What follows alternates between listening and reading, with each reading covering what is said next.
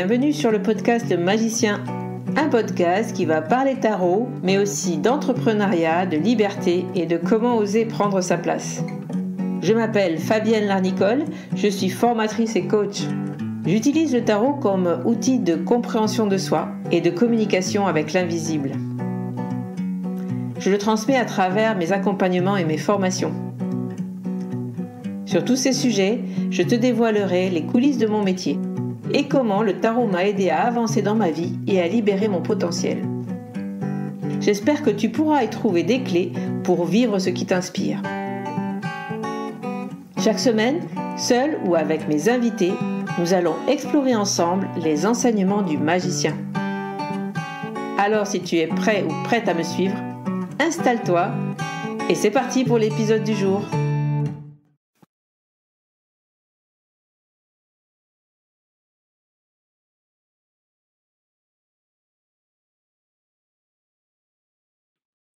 Hello, bienvenue dans ce nouvel épisode. Ici, c'est Fabienne et je vais donc te parler aujourd'hui de l'arcane de l'impératrice à travers ces 10 questions.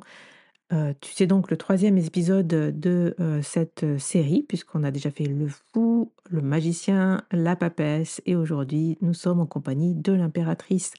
Cet épisode où je te pose 10 questions pour connecter à l'arcane de manière un petit peu différente, ce qui va pouvoir t'aider à comprendre là où elle vient te parler à toi et pouvoir justement faire tes propres interprétations de façon plus fluide par la suite, une fois que tu as intégré cet arcane pour toi-même. C'est une méthode de tarot de coaching, puisque le coaching, c'est l'art de poser des questions. Et si le tarot est un coach, selon ma méthode, eh bien, l'idée, c'est de se connecter à ce tarot en cherchant les questions que cet arcane nous pose plutôt qu'en essayant d'y répondre ou de trouver justement une réponse toute faite. Donc c'est parti. Avant de vous parler de l'impératrice, aujourd'hui, on est le 2 août, à l'heure où sort cet épisode, le jour où sort cet épisode. Donc pour ceux qui le regarderont un petit peu après, ça sera peut-être un peu passé. En tout cas, sachez que à l'heure où sort cet épisode, vous pouvez déjà vous inscrire à la masterclass gratuite du 27 août que je vais organiser pour vous parler justement de ma méthode de tarot de coaching en vous aidant à vous préparer pour votre rentrée. Donc cette masterclass est entièrement gratuite. C'est une masterclass que je donne chaque année au moment de la rentrée pour vous aider justement, pour vous donner quelques tips pour vous organiser avec votre tarot. Et puis aussi pour vous parler de la formation justement tarot de coaching qui aura ouvert déjà ses portes, puisqu'elle ouvre ses portes autour du 20 août et dont les inscriptions seront ouvertes à ce moment-là. Voilà, donc si cette masterclass vous intéresse, n'hésitez pas à vous inscrire. Allez sur le site taramaga.podia.com et elle est sur la première page. De toute façon, vous ne pourrez pas la manquer et inscrivez-vous, c'est gratuit. Il y aura un replay pour ceux qui ne pourront pas être là. C'est mardi 27 août à 13h. Voilà. Ceci étant dit, nous allons passer maintenant à l'épisode proprement dit et à cette impératrice. Alors l'impératrice est associée à l'abondance issue de la fertilité. Dans la carte du rider, elle est représentée dans un champ de blé qui va qui va symboliser cette énergie nourricière et le soin apporté à cette vitalité, le soin apporté à la vitalité de la création, en fait, avec l'idée d'un champ de blé pour que le champ de blé donne du blé et que justement soit dans l'abondance pour la période hivernale. L'idée, c'est de prendre soin de son champ, de le nourrir, de le protéger des agressions extérieures, etc. De prendre soin, en fait, de prendre soin de la vitalité créative. Elle nous renvoie en fait à notre propre pouvoir de création et de créativité. C'est pour ça, ce mot-là est très souvent employé dans l'arcane de l'impératrice, en tout cas, pour les personnes qui utilisent le Rider-Waite-Smith. On voit aussi qu'elle a une couronne pleine d'étoiles, elle est vraiment, dans une robe très riche aussi de décoration, dans une forêt, qui représente aussi l'énergie de la nature, du cycle avec une rivière. Vraiment, on sent qu'elle fait corps, en fait, avec la nature. Cette nature qui est terriblement créative, justement. C'est pour ça qu'elle va, nous proposer des mots-clés tels que l'abondance et la créativité et la fertilité, bien sûr. La fertilité, c'est un mot que je vais, utiliser avec, je vais pas beaucoup l'utiliser justement, même si elle va représenter cette énergie nourricière d'abondance, parce que souvent elle va nous renvoyer à cette fertilité, féminine justement, d'être fertile et donc de pouvoir enfanter et avoir des enfants, qui peut être effectivement une notion qui est représentée dans l'impératrice, puisque créer à partir de soi, hein, ça peut être effectivement enfanter.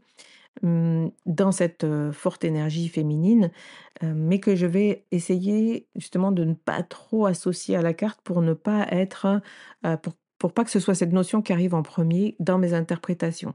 Parce qu'il est très délicat de parler, de grossesse, et de santé et donc de tout ce qui touche, effectivement à la personne dans son intégrité et je pense que la grossesse et le fait d'avoir des enfants ou pas, ça en fait partie et si on est une femme, on est souvent associé, au fait de devoir, mettre au monde et que ce soit vraiment la création ultime et la création principale de créer la vie et j'essaye justement d'éviter de trop, faire porter sur l'impératrice cette notion-là, justement pour pas, être brouillée dans mes tirages, ne pas être tentée dans une interprétation, quand j'ai une femme en face de moi, de lui parler justement, de fertilité et de grossesse parce que ça peut être un sujet très, très touchy.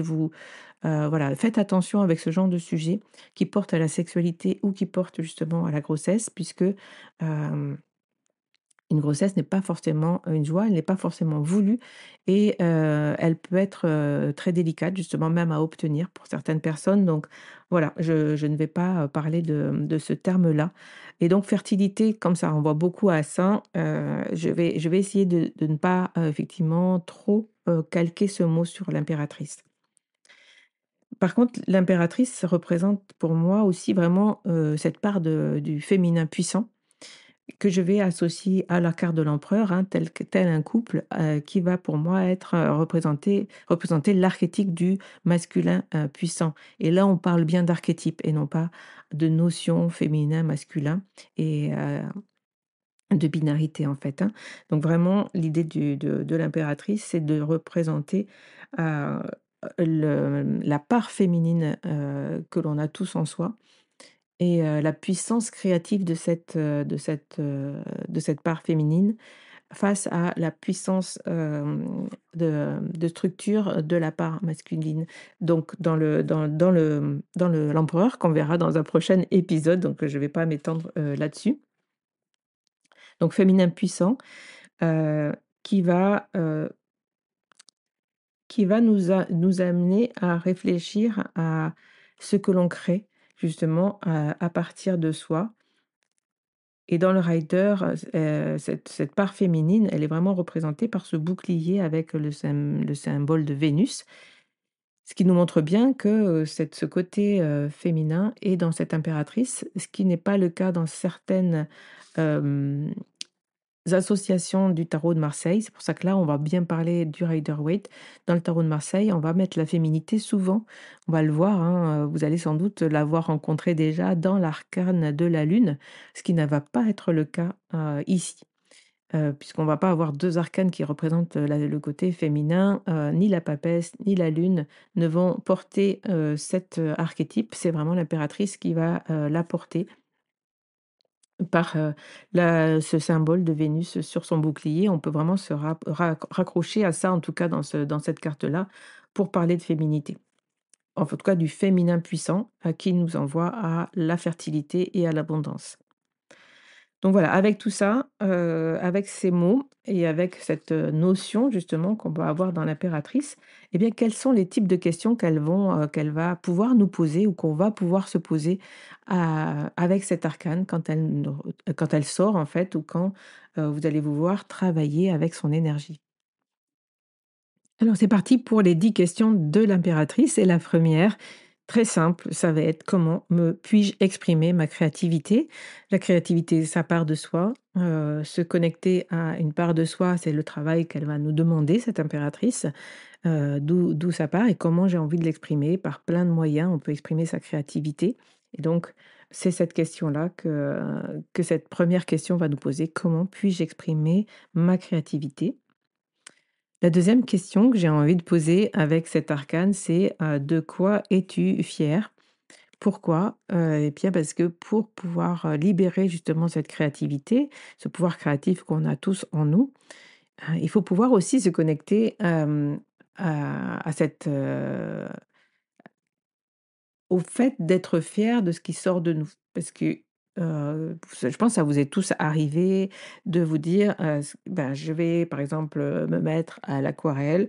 Vous prenez un aquarelle, vous pensez dans votre tête, vous avez la vision de ce que vous voulez créer et puis vous le faites et ça ne ressemble pas du tout à ce que vous vouliez, ou ce que vous étiez imaginé et là, c'est la grosse déception. Vous rangez tout et c'est terminé.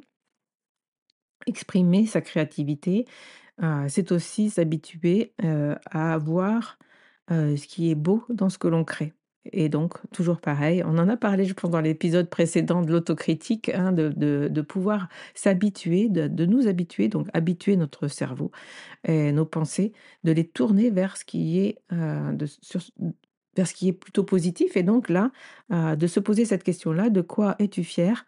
Heu parce qu'on a tous créé dans nos vies, hein, on crée tous les jours. Donc forcément, de se connecter à cette créativité, de se dire: «Ben, de quoi es-tu fier?» Ça peut nous aider à oser justement continuer de créer malgré, les critiques qu'on peut se faire à soi-même, malgré le fait qu'on ne soit pas, sûr de nous, que l'on ne soit pas, sûr de la perfection de ce que l'on fait. La perfection n'existe pas, donc forcément s'habituer à être fier de ce que l'on produit, ça va nourrir notre créativité. Donc, habitue-toi à te poser ces questions-là régulièrement. De quoi es-tu fier? La troisième question, ça va être quelle est ta singularité? Pour créer, à mon avis, il faut bien se connaître. Enfin, pour créer et être fier de ce que l'on crée, parce que créer, voilà, encore une fois, on crée tous les jours. Mais pour créer et se projeter dans l'abondance, justement, dans l'abondance de cette créativité, il faut bien se connaître. Donc, quelle est ta singularité? Par quel moyen, par quel biais tu veux exprimer cette créativité, qu'est-ce que tu souhaites créer et surtout qui tu es vraiment. Heu, voilà, cette question-là peut t'aider, à comprendre un petit peu mieux sont, les où sont, les bases justement de qui tu es pour créer. La quatrième question, ça va être quelles sont, tes sources de plaisir? Et là, on va se connecter à la joie. En tout cas pour moi, et on en parlera à la fin parce que je te réserve un petit tirage à 2 cartes que tu pourras utiliser aussi. En tout cas, la joie fait partie des émotions utiles et hyper créatives. Heu, Qu'est-ce qui te met en joie? Que Quelle est l'activité ou voilà, quand tu es dans cette, oui, dans cette activité disons, est-ce que ça te met en joie? Pour moi, quand je prends mon tarot, par exemple, et que je me mets à tirer les cartes, à essayer d'écrire, moi, je me sens bien, je sens que j'ai de la joie à faire ça. Quand je crée, pour des événements ou quand je crée, pour ma formation, quand j'ai créé mon agenda Magus, j'ai vraiment eu ressenti de la joie à faire ça. J'étais bien et ça me donne de l'énergie. Donc, quelles sont tes sources de plaisir? Ça va t'aider justement à te connecter à ta singularité, encore une fois, et cetera, et cetera. Donc ce sont des questions qui peuvent être importantes pour toi, pour reconnaître et guider en fait, ta vie à travers, des émotions comme la joie qui t'indiquent l'endroit, qui est juste pour toi. Et la cinquième question va être de te demander qu'est-ce que pour toi l'abondance? Puisqu'on a tous des versions différentes de l'abondance. L'abondance, ça peut être juste, se contenter de ce que l'on a et d'avoir, voilà, d'être déjà, plein de gratitude pour, la vie que l'on reçoit et voilà, le fait de pouvoir se nourrir tous les jours, de pouvoir, avoir des activités et justement de pouvoir créer. Ça, c'est déjà justement peut-être, l'abondance pour toi. L'abondance, ça peut avoir, ça peut porter, d'autres, projets et c'est OK aussi, hein, de vouloir, bon, pour moi, l'abondance, c'est de gagner tant par mois, c'est d'avoir de l'argent. On peut parler d'argent, on peut parler de matérialité, d'avoir, une maison et cetera et cetera. Bref, qu'est-ce que pour toi l'abondance? C'est une question qui est, je pense, utile aussi de se poser. En tout cas, l'impératrice peut nous la poser et tu peux te servir de cette question-là pour avancer dans ta réflexion. La question 6 que j'ai envie de poser, c'est: qu'as-tu envie de créer dans ta vie? Donc, qui va découler des questions que l'on vient d'avoir. Qui je suis? Qu'est-ce qui me met en joie? Et qu'est-ce que j'ai envie de créer? Vraiment, ce sont les questions de base de l'impératrice et je trouve que ce sont des questions essentielles et elle arrive en carte numéro 3, c'est pas pour rien. Dans la montée justement des arcanes majeurs, se poser ces questions-là, eh bien, c'est essentiel. On a vu que dans la papesse, eh bien, on savait pas trop et on sentait qu'il y avait quelque chose à l'intérieur de nous qui était caché, une source. Eh bien, cette source créative-là, dans l'impératrice, elle va pouvoir s'exprimer, mais encore faut-il arriver à la connecter, arriver à la comprendre. Alors la septième question, ça va être, pour moi, comment exprimer ton côté, féminin, ou comment exprimer le féminin puissant qui est en toi, que tu sois femme, homme, non binaire, ce n'est pas encore une fois une question de genre. Le féminin, on l'a tous, cette part féminine puissante, en tout cas ce féminin puissant, on l'a tous en nous. Heu, on l'exprime plus ou moins, on le ressent plus ou moins et donc, comment l'exprimer? Eh bien, c'est une manière de pouvoir, s'y connecter et de voir où il est, comment on veut justement, le faire vivre et comment il est représenté à l'intérieur de nous. Heu, Moi, en tant que femme, par exemple, ce côté féminin, puissant, je ne l'avais pas, vraiment, voilà, je l'avais pas vraiment connecté. En tout cas, j'en étais pas, dans une conscience très très forte. Je pouvais me dire que j'étais pas effectivement très féminine. En tout cas, tout ce qui, dans la représentation de la femme, tout ce qui était, représentation féminine ne me parlait pas vraiment complètement, jusqu'au fait justement de ne pas avoir d'enfant, qui n'était pas une volonté de ma part, mais qui a été, un fait que j'ai dû accueillir.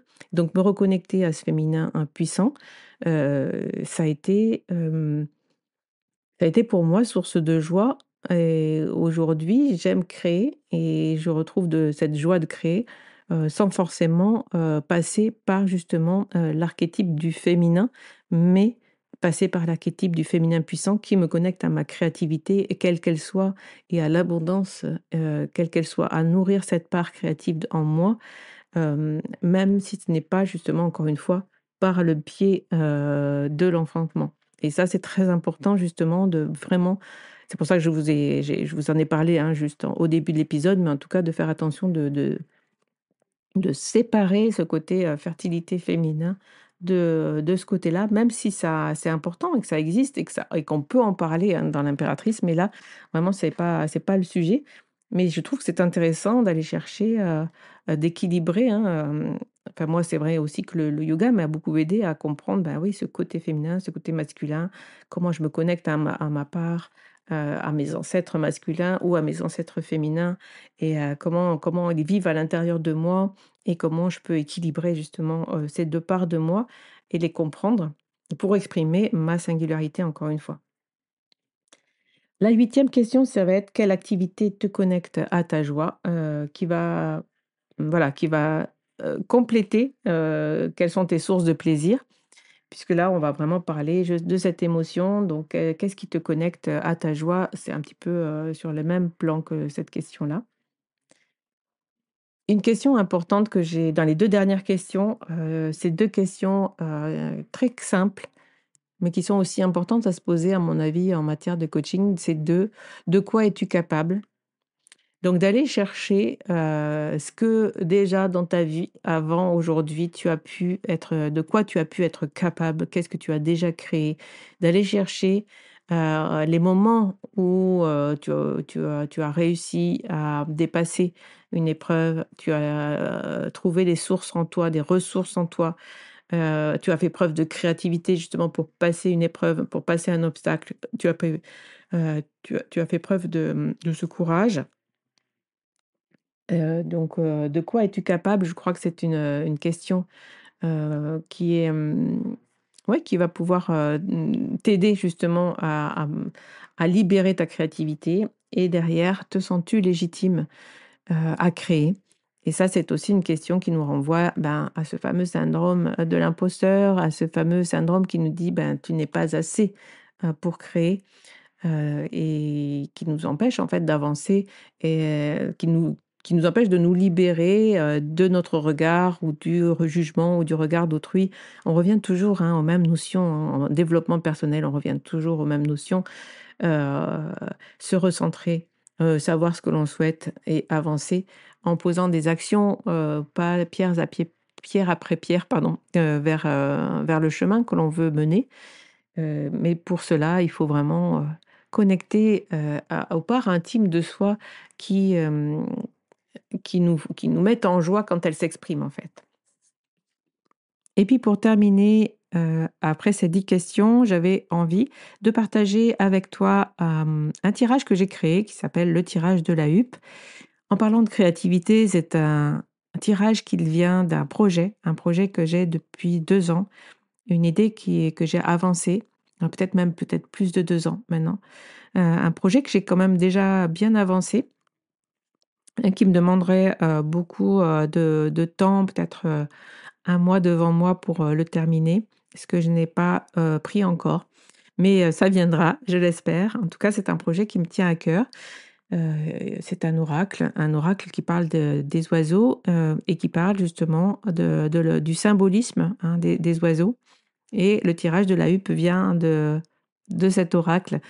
Pour moi, la huppe, c'est, l'oiseau qui me parle d'originalité et de créativité. Et bien, son tirage, le tirage à 2 cartes, le tirage de la huppe, c'est, heu la joie de créer et oser, la singularité, ta singularité. Donc 2 cartes, une qui te connecte à la joie et une autre carte qui va qui va te permettre, de repérer quelle est enfin, en tout cas de réfléchir à ce qui fait ta singularité et à oser l'exprimer. Voilà. Donc je te laisse avec ce tirage. Pour ceux qui le souhaitent, je l'ai glissé dans Magus 365 si vous l'avez, c'est le dernier tirage.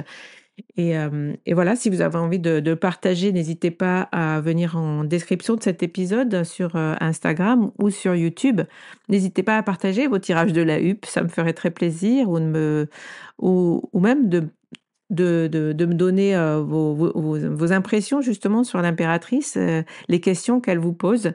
On peut enrichir aussi ces épisodes avec ce que vous avez envie aussi d'apporter. N'hésitez pas. N'hésitez pas à venir, sous la chaîne, sous l'épisode sur YouTube ou sur Instagram, je relayerai, tous vos messages.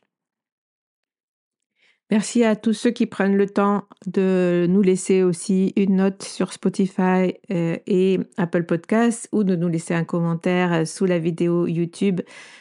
Si vous cherchez Le Magicien sur YouTube, c'est Le Magicien Podcast, la chaîne, et abonnez-vous, c'est vraiment très important pour nous. Laissez un pouce bleu, c'est important pour faire remonter si vous avez envie de soutenir le magicien, soutenir notre travail, pour que je puisse continuer à vous proposer toutes les semaines un épisode, les interviews et la chronique d'Emmanuel et peut-être d'autres chroniques à la rentrée. On travaille, sur un super programme. N'hésitez pas à nous soutenir et pour nous, c'est vraiment, hyper important, même si c'est pour vous juste le fait de vous abonner, pour nous, ça porte beaucoup. Donc, merci en tout cas à tous ceux qui nous soutiennent et qui sont là chaque semaine après l'épisode. Je vous laisse, je vous souhaite un très, très bon mois d'août. Je vous dis à très bientôt, sur Le Magicien. Bye bye. Voilà la fin de cet épisode. Merci de l'avoir écouté. N'oublie pas de t'abonner pour ne pas manquer les prochains. Soutiens Le Magicien en laissant un avis ou un commentaire sur ta plateforme préférée, Spotify ou Apple Podcast. De mon côté, il me reste à te souhaiter une excellente suite de l'aventure. Où que tu sois, on se retrouve très vite pour un prochain épisode. Bye bye!